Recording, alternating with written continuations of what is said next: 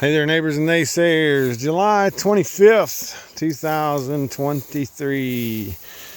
Hey, just turning the cows. I know I'm moving here and probably breathing heavy too, but just moving the cows into the switchgrass field. I'd like to say this is the first time they've been in here this year, but it isn't the first time. It's the second time because the stalker steers were in here right at the beginning of the growing season. I don't know whether I did a video about that or not, but I got scared because it got really hot in April and the switchgrass appeared to have started to sprout, and then I was really worried that we ruined it. But as it turns out, we have more switchgrass this year than we've had probably all along, and the cows went right for it. Sorry about turning the phone around, but better panoramic view. Kevin and I tease each other that our switchgrass field turned into a Timothy field. Evidently, Timothy and switchgrass are good friends, because the Timothy grows in among the switchgrass where it's protected. But if any of you are wondering what switchgrass is, that's switchgrass. I was trying to, some of it's starting to come out in seed. There's a seed head right there. I can get down to my hand.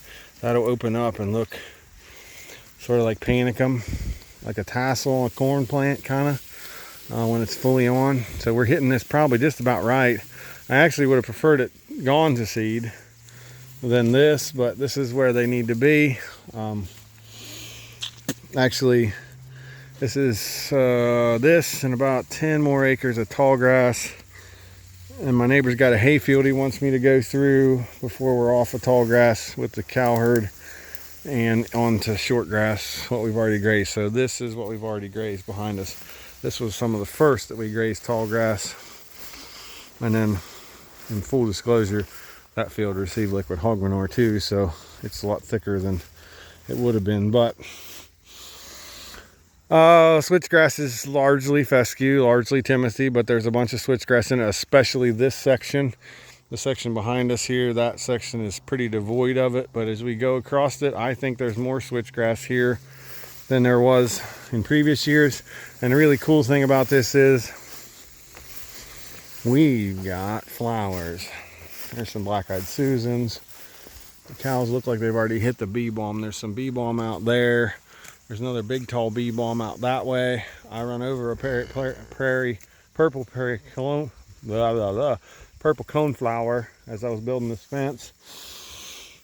They tell us that the native prairies look sort of like this, just a flower interspersed. So that's kind of what I was going for, having them out here. What we find is we graze at this time of year and then they don't come back.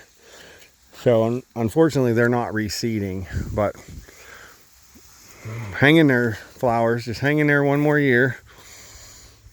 And next year, I'll probably just let this go to seed because the cows will be heading to the rented farm by this time of year. So we're going to State Fair the end of the week. This switchgrass field makes a great field for them to be in. I can section it off in 4 days worth. It's 5 acres. It'll probably be 7 days worth. Dad can come out and move them. They got plenty to eat. They're not going to be looking for something to eat. They're stuck here. They got shade here. They got water here. So great place to put them for that. I'll probably take a video on what I'm going to do for the sheep, because that question comes up. What do you do when you need to go away? So we kind of save a field, the field that we fed hay, the sheep hay in the wintertime. We save it for when I go away for the state fair, and then we graze it. Dad's got big ideas that we're going to fence it in 4 paddocks, and he's going to move them every day. I have a feeling that they're going to overrun the paddocks and they're just going to be everywhere in that field, but it's got a strong woven wire exterior, so it'll hold on to it. More about that later. But as you can see, what's funny is I brought the cows, if you can see my 4-wheeler, I brought them through that field of grass that's already been grazed once. And of course they did stop there, but about 6 or 8 cows took off and came out here in this switchgrass. And that's what they're walking around kind of seeking too, is that switchgrass and grazing off at the top. And the cool part about it is that they don't graze that real close because it gets tougher as it goes to the base. So it'll come back faster, and we'll have a lot more switchgrass the next grazing we come through here. And it's supposed to be 90 degrees this week, so that's when switchgrass really loves. Hopefully we're grazing the better parts of the switchgrass early in the week. Hopefully by later in the week it will have set seed, and we'll be dropping some seed on these fields. Really cool part about this, as I step over the fence, is that this piece was real devoid of switchgrass, has been all along. But as I look out across it now, there's a ton of it coming. So that's just indicative of it takes a couple years in some places, and some of it's just one sprig or two sprigs here and there. But there is switchgrass there, and it'll become a bunch, and it'll fill in as time goes by. So that's really, really good news. And this section here is always the roadway through this field, and I didn't have any switchgrass in it at all, and now all of a sudden there's a couple patches of switchgrass in it. So really cool. I love it when a plan comes together. We did everything wrong with this field, and we still got some switchgrass.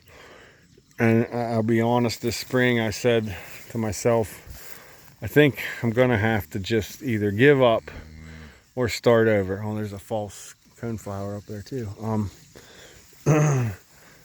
I thought I'm either gonna have to give up, or I'm gonna have to spray. I'm either gonna spray it with Roundup and kill it and start over, or quit managing it like a switchgrass field and start managing it like a regular pasture field and just let the switchgrass die out. Or I'm going to have to spray it lightly in the early spring with Roundup to knock back the cool seasons, rent the drill again, replant the switchgrass, and try one more time. And I don't think I have to do anything. I think I just need to keep managing it the way that it is. Maybe frost seed some switchgrass seed in it next spring. I would have done that this spring, but I had other things going on this spring. And I think we can turn the sucker around. We can get it back to a switchgrass, or get it to a switchgrass field, which is kind of cool. And then the larger goal is that the switchgrass and the flowers that we have, pollinator mixes that we have in here, we hope will eventually spread into those fields over there. I haven't seen any yet, but we're gonna hope. That's the plan. I had the interns here this Saturday, and I wanted to bring them out here and show them this, but I didn't get the chance to because they needed to go. And we were talking with interns. Hi, Kate, if you're listening. About, it's funny because they taught me as much as I taught them. So I took them around, showed them grazing, and we taught grazing. But then I was learning internships from them because I'm kind of interested in internships. Just for a learning experience for them, but also because hopefully by this point in the summer they'll have it down, and they between they and Dad, they can manage things, and my dad won't be so nervous about me leaving for state fair. My boys are getting older. I'm going to need to get to go away every so often. I got to travel a lot when I was a kid, and I don't want to not do that with my kids. Ethan really likes to show pigs, so it'd be nice to kind of take off and go to some pig shows now and then. So we're kind of looking at interns. But I was telling them, you know, I know our neighbors think we're nuts, because look at all this brown. This is nice and green, but look at the dead stuff in there. And if you look over that hill toward the hog barn, how that's where the cows just came from, how just dead that looks. We got a rain last night. It'll come back and look like this here in a few days. But I know our neighbors think we're nuts because we leave fields that look like this. It looks ragged and rough, but it looks beautiful to me. It's diverse, lots of wildlife. I just come through a big patch of wild chicory, and there was about 6 yellow finches running around eating the chicory seed in that field. That's really cool. You don't see that everywhere. We see kingbirds here. We see eastern meadowlarks, of course. Just amazing diversity. And then we got the wildflowers here, so we get pollinators here. But the goal is to eventually, because the neighbors think we're nuts, it would be nice to get those wildflowers to spread through the entire pasture field, so at least they had something to look at while they're out there. At least we could point to that and say, see, we did this. We brought wildflowers back. We brought native prairies back to this area that hasn't seen them maybe ever, but some of these bald knobs, I'm sure, were native prairie at one time. And in among the, those are historic oaks, been here since we came here. And at some point there was warm season grass growing in and around them. I guess one last point, the neighbor is logging the woods timber behind us. But just to notice how small and insignificant we are. When we moved to this farm 30 some years ago, a tornado had just went through right where my camera's pointing. Didn't take these big trees in the foreground out, but there's a hole behind there that it took a strip completely out. And where they logged, they did not take any of the trees that grew up in the path of the tornado. So here we are 30 odd years later, and those trees were not ready to harvest. So that whole woods back there, timber lot, looks like a jack-o'-lantern smile. There's just a few trees left. They didn't clear cut it. They sort of select cutted it, but the only trees left is a solid path where that tornado went through. Then just shows you how insignificant we really are. We're just a blip on the radar screen, really. It feels like we've been here, we've been here 30 years. It feels like, well, it's all my life pretty much. I was 8 when we moved here. I was Ethan's age. And I remember that path being bare, just saplings coming up, and now they're almost ready to harvest, but not quite, and the timber cutter didn't take them. So I guess our insignificance is we kind of got rid of the native prairies here, and we want to be responsible for bringing them back. My family was here in the late 1700s when they started, and it'd be kind of neat to bring some of that native stuff back to them. I'm in no way saying that we ought to have a whole field of whole farm of switchgrass. That would be too much to manage, and we wouldn't have grass at least 2 months out of the year. That being at least April, probably April and May, and we wouldn't have grass October when we're waiting on a frost. Then we would have whatever was left we could graze, and we could graze all summer on the switchgrass, but it'd be really difficult. And people say, well, how do they do that where they have warm season grasses everywhere? Well, it's because they've got so much ground that they're not rotating as often as I am. Even when it's frosted and dead, they can still graze it. It's not real high nutritional content, but it's there. And then they come back to it after it's frosted and it doesn't hurt it, and they don't graze it very close. It's a whole different grazing system.